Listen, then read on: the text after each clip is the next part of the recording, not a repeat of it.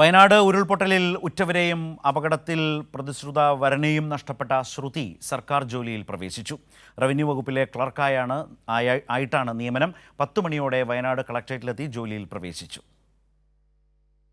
ചൂരൽമലയിലെ പുതിയ വീടിന്റെ ഗൃഹപ്രവേശനം നടക്കാനിരിക്കെയും കല്യാണത്തിനായുള്ള ഒരുക്കങ്ങൾ നടക്കുമ്പോഴുമാണ് ദുരന്തമുണ്ടായത്. അച്ഛനും അമ്മയും സഹോദരിയും ശ്രുതിക്ക് നഷ്ടപ്പെട്ടു. 9 പേരാണ് ശ്രുതിയുടെ കുടുംബത്തിൽ നിന്ന് അന്ന് ഇല്ലാതായത്. അപ്പോഴെല്ലാം ഒപ്പമുണ്ടായിരുന്ന പ്രതിശ്രുതവരൻ ജെൻസണും പിന്നീട് നടന്ന വാഹനാപകടത്തിൽ മരിച്ചു.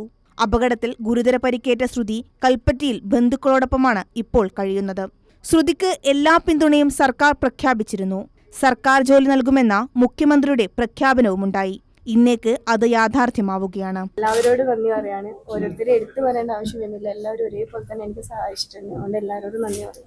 ജോലിയിൽ പ്രവേശിക്കുന്നതിനായുള്ള മാനദണ്ഡങ്ങൾ പൂർത്തിയാക്കി ജില്ലാ ഡെപ്യൂട്ടി കളക്ടറിന് മുൻപാകെ എത്തി ശ്രുതി ഒപ്പിട്ട് ജോലിയിൽ പ്രവേശിച്ചു.